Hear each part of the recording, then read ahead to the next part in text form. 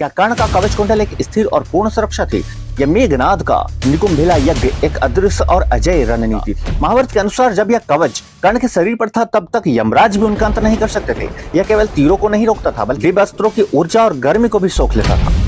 वह बादलों की ओट से प्रहार करते थे, जहां दुश्मन का तीर उन तक पहुंच ही नहीं सकता था, क्योंकि उनका कोई भौतिक लक्ष्य ही नहीं होता था। देखिए, जब दो महाशक्तियों के बीच अगर महाटकराव होता है ना, तब यह तबाही का एक महामंजर होता है। क्योंकि जब दो महायोद्धा या शक्तिशाली योद्धा आपस में टकराते हैं तो सिर्फ वे अपने शारीरिक बल के साथ नहीं टकराते, बल्कि उनके साथ रहते हैं दिव्य शक्तियां जो वे अर्जित करके रखते हैं। उनके साथ होते हैं वो दिव्य अस्त्र जिनके भी टकराव होते हैं। और हम ऐसे ही दो योद्धाओं की बात कर रहे हैं, जिसमें से एक तो रामायण काल के हैं और दूसरे महाभारत काल। ये दोनों युद्ध कौशल में तो निपुण हैं ही, साथ ही साथ इनके पास दिव्यास्त्र की भी कमी नहीं है। तो आइए हम इन दोनों योद्धाओं के बीच के इस स्पेशल कंपैरिजन वीडियो यानी तुलनात्मक वीडियो को देखते हैं। क्या होगा जब दो महाशक्ति आपस में टकराएगी? एक तरफ मेघनाद का शक्तिबान तो दूसरी ओर अंगरज कर्ण का वह दिव्य कवच। इन दोनों के बीच होने वाले इस महासंग्राम में किसकी विजय होगी?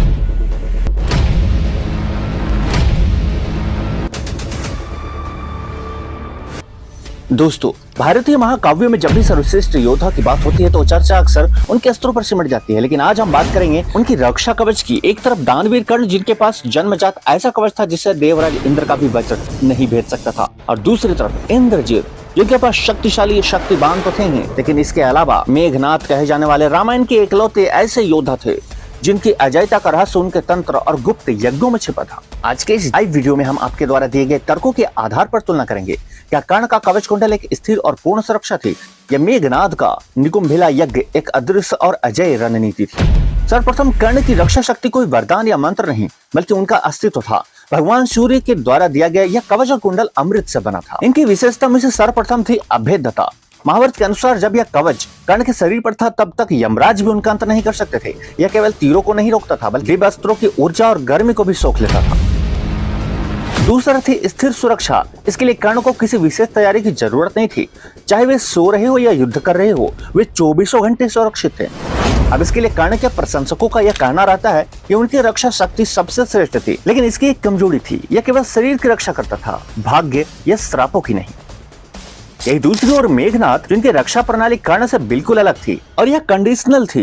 यानी मेघनाद को वरदान था कि यदि वह युद्ध से पहले निकुंभिला देवी का यज्ञ पूर्ण कर ले तो उस दिन उसे संसार में कोई भी पराजित नहीं कर सकता था। अब इस बीच यदि यह यज्ञ भंग हो जाए तो मेघनाद को कोई भी सुरक्षा शक्ति प्राप्त नहीं हो सकती। दोस्तों, जहां कर्ण का कवच उन्हें दिखने वाला लेकिन न कटने वाला बनाता था, वही यज्ञ मेघनाद को अदृश्य और अछूता बना देता था।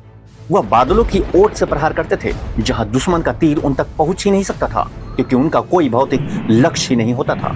लेकिन जैसा कि हमने कहा कि यज्ञ भंग हो जाने के कारण मेघनाद को वो सुरक्षा शक्ति और दिव्य शक्तियां प्राप्त नहीं हो सकती, जिसके परिणाम स्वरूप ही विभीषण के निर्देशानुसार लक्ष्मण जी मेघनाद का यज्ञ को भंग करके ही उसका अंत कर पाए थे।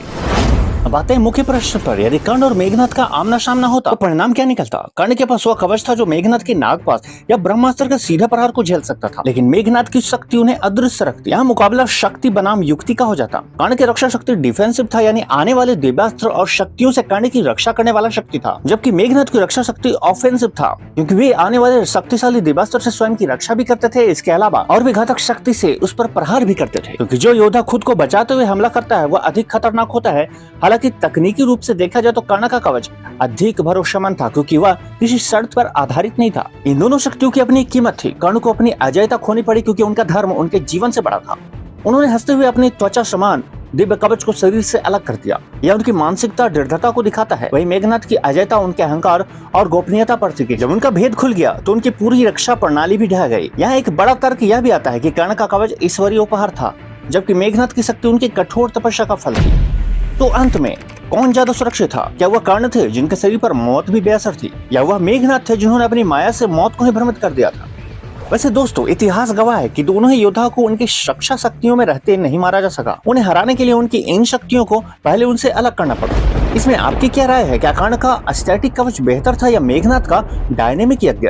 कमेंट में अपने तर्क जरूर दें। अगर आपको यह विश्लेषण पसंद आया तो वीडियो को लाइक करें और सब्सक्राइब करना भी ना भूलें।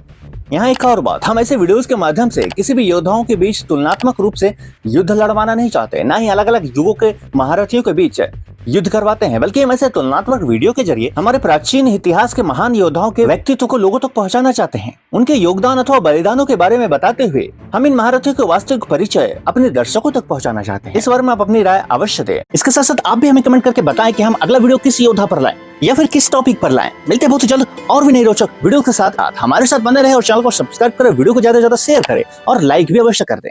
मिलते हैं नई वीडियो में, तब तक के लिए राधे राधे।